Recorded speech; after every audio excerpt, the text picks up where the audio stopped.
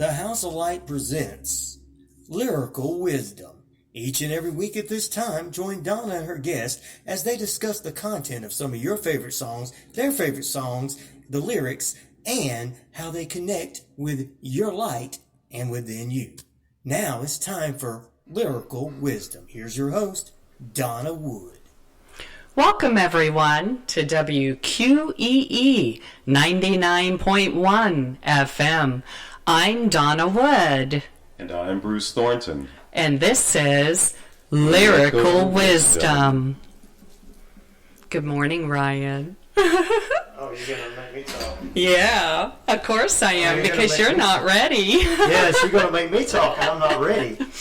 And we got to get Bruce's name in the intro next week. We'll get your name in there, buddy. I didn't want you to feel left out. Thank you. Yeah, I am so excited. We have a brand new program for everyone. Thank you, everyone who has stayed on from Wisdom Cafe.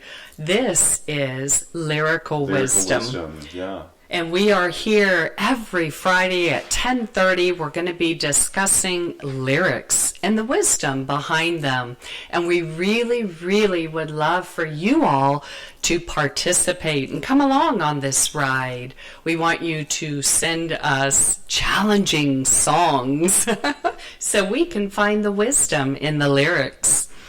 Today we have a very special, I wanted to start with this song because to me, the lyrics are so powerful. And if everyone could hear them with new ears and come from the heart, I think that possibly our love could change the world. Absolutely.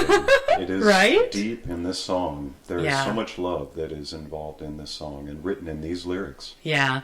So, I believe, Ryan, you've got us kind of set up to introduce this song. I believe all of you will recognize it. It is Within You, Without You. And I believe George Harrison wrote this particular song. It certainly sounds like it. It does. Yes. The reason why I wanted to play that music was it really does introduce the tone that's around the words of this song. It's very spiritual. It just, yeah, To me. there's absolutely no mistaking that from the minute you hear what to me sounds like a sitar. Yeah, I believe so, Yeah. yes. And when I read a little bit about this song, I discovered that the Beatles didn't play this. They actually had a group of musicians playing these instruments for them. So Wow. it really does hold that authentic Eastern feeling. Mystique. Yes, behind and it. it is. It's Yeah. absolutely. I authentic. know that I believe it was it John or was it George that went on both of them, I believe, went on a long journey of studying Eastern religion and learned how to play the sitar, and they do have it on a couple more of their songs, but I want to talk about this one. Yes. So I'm going to start off by reading these lyrics for you, and listen carefully to these words. We were talking about the space between us all, and the people who hide themselves behind a wall of illusion never glimpse the truth. Then it's far too late when they pass away. We were talking about the love we could all share when we find it, to try our best to hold it there. With our love, we could save the world. If they only knew. Try to realize it's all within yourself. No one else can make you change. And to see you're really only very small, and life flows on within you and without you. We were talking about the love that's gone so cold, and the people who gain the world and lose their soul. They don't know. They can't see. Are you one of them? When you've seen beyond yourself, then you may find peace of mind is waiting there. And the time will come when you see we're all one, and life flows on within you and without you. What do you think, Bruce? So deep. It really is an amazing song. It's some lyrics that are just awe-inspiring in so many different ways. I think it's beautiful. So the very first sentence, we were talking about the space between us all. I mean, who would write something like that unless they knew who we really were as energy beings? Absolutely. The fact that we have space between us all, and to point that out in that very first lyric, and that was actually kind of revealed, if you will, when we were playing the music at the beginning of this episode. The first lyric that you could hear in that music, as mystical as it sounds, was, "We were talking about the space between us all." And that is an incredibly profound statement, if you will, at the very beginning of everything that they say next.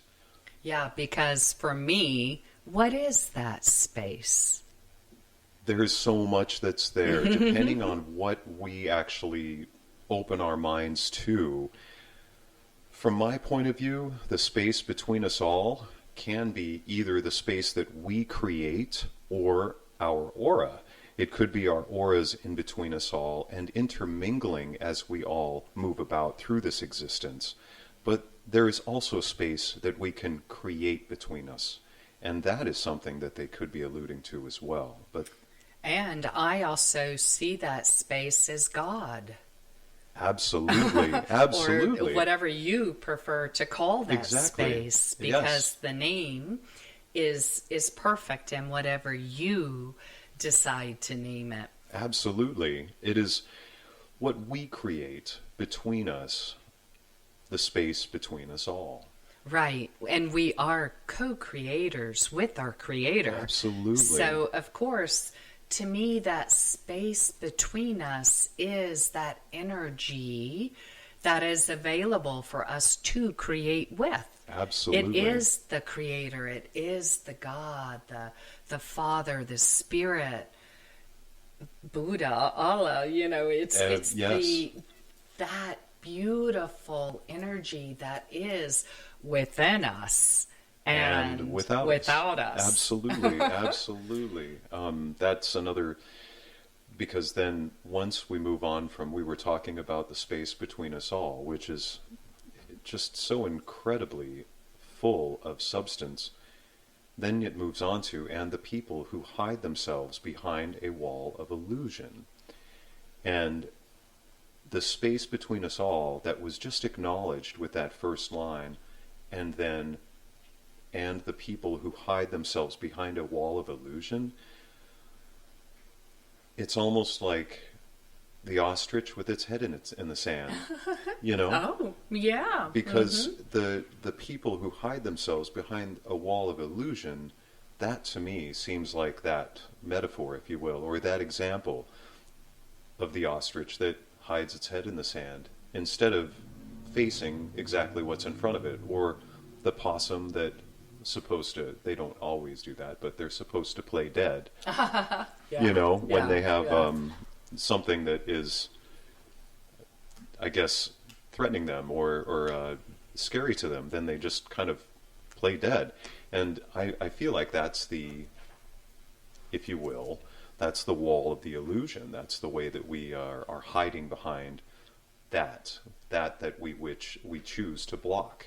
Maybe putting our head in a paper bag. Which is the truth, that we are all gods, or in flesh. Yes. At least that's my truth. Absolutely. And then, of And- course, that's the next Yeah, line. right. So the illusion is that, I am in this world and the world controls me.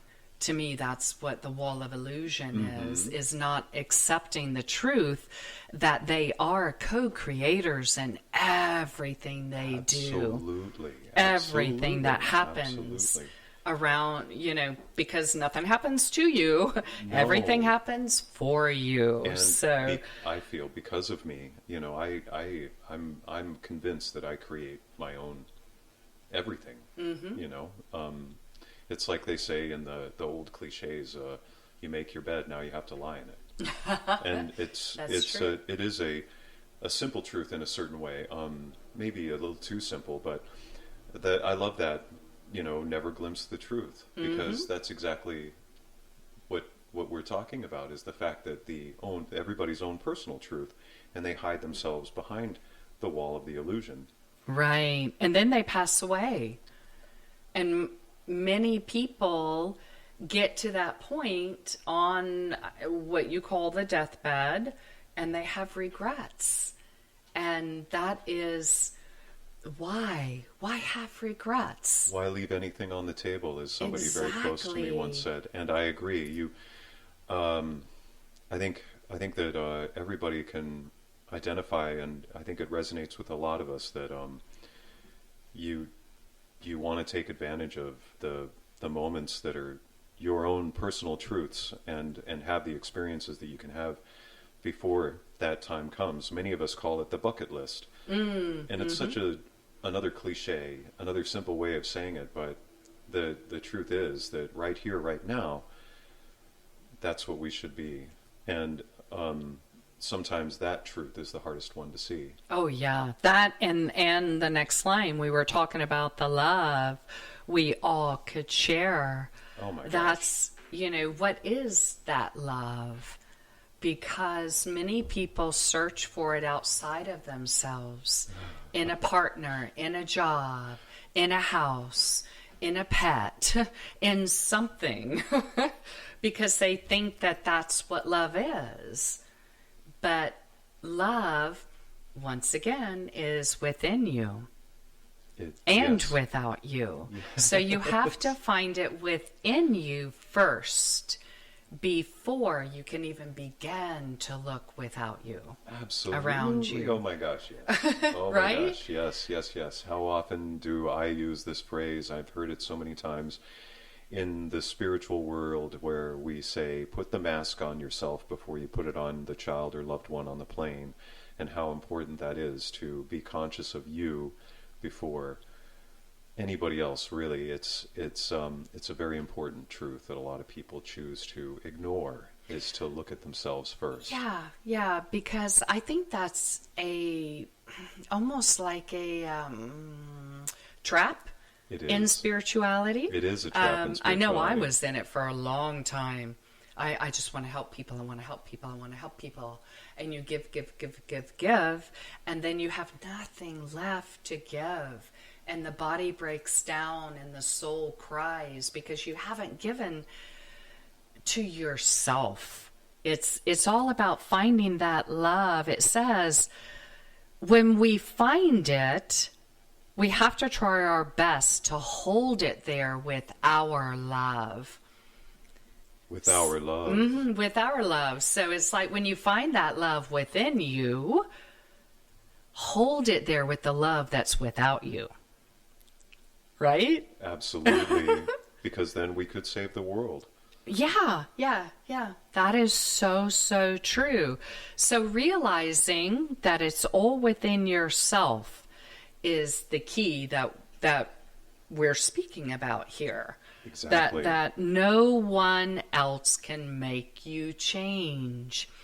How many of you out there are searching for something, for even the Spirit, for God, for forgiveness, for whatever it is? You're looking outside, you're looking, in church, you're looking to healers, you're looking to something to help you. we have to realize it's all within us first. We have to find Absolutely. it within. And no one can make you change from the outside in. Right. And it isn't for our choosing as well to flip that to, we also shouldn't try to change somebody else. Because that's part of that trap of that's the spirituality, trap, wanting to exactly. help people, help people. Exactly. and I just have to say that I thought about this exact conversation before we came in for this show today, and I don't know how to tell you how amazingly synchronous this is right now. But that's Yay. why I love these moments. But this is the truth, I think, that resonates between Donna and I, and that's why we say this to you all. And that is, try to realize it's all within yourself. No one else can make you change. Yes. And to see you are really only very small. And life flows on within you and without you. It is so incredibly beautiful. It can sound a little daunting. It can sound a little bit like, well, wait a minute there. You just said that I'm really small. Well, okay, yes, that is true. But aren't we? But yes, I mean, when exactly. Yes. When you truly know the grand scheme of things, this universe that goes on infinitely, how many beings are out there? Wow. It's incredible. I'm very, very small. And it was interesting because I was watching a show last night, and it talked about ants, how we are so much like ants. And we think that an ant is teeny, teeny, tiny, and insignificant. But wow. I mean, when you truly step back and look, you'll see how grand they really are, and how, they're just beautiful, beautiful in what they are. For me, I kind of see that as, you'll see you're only really very small. In other words, when you love yourself, people can confuse that and become egotistical and boastful and, it's all about me kind of thing. But no, it's when you truly go inside, then you see how big the world really is. And you can begin to understand your part in it, which is just you. Exactly.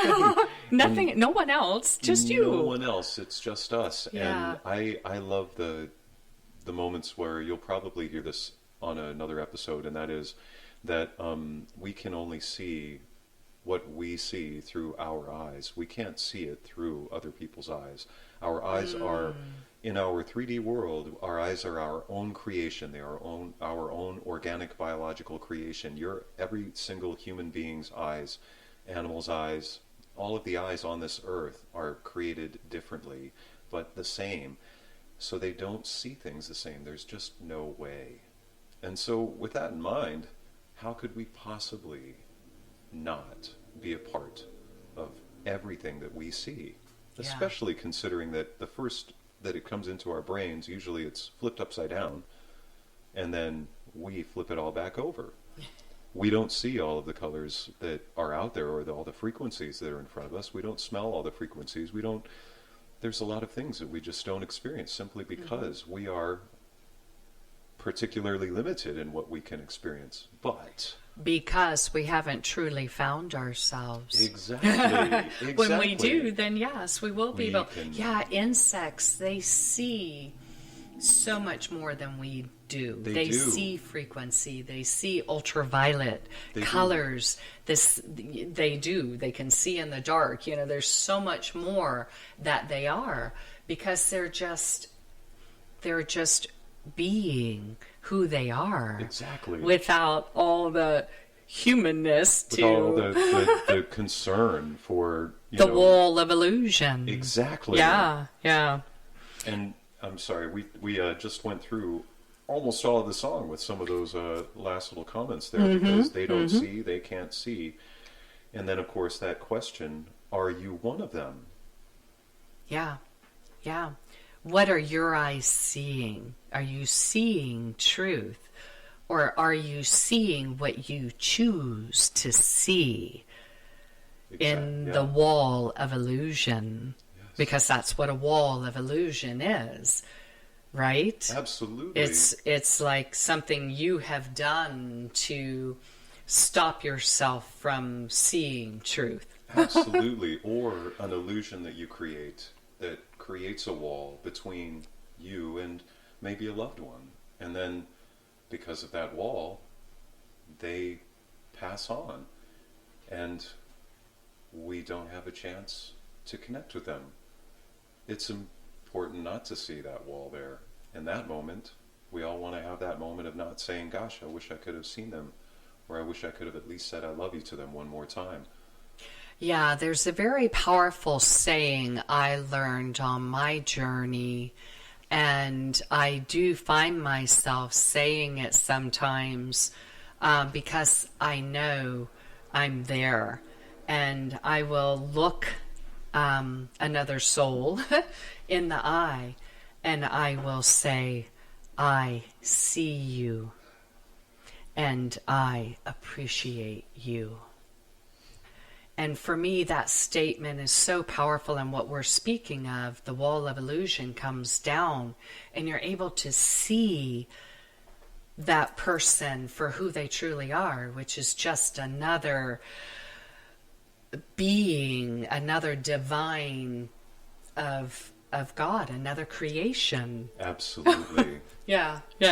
And what the love that's gone so cold to me is that unconditional love that we have for one another that's no longer here. I mean, where is it? That the war, why is there war? Because you've turned your love off. Exactly. You don't see the person you're shooting at as part of you, as part of the one creation. We are all one.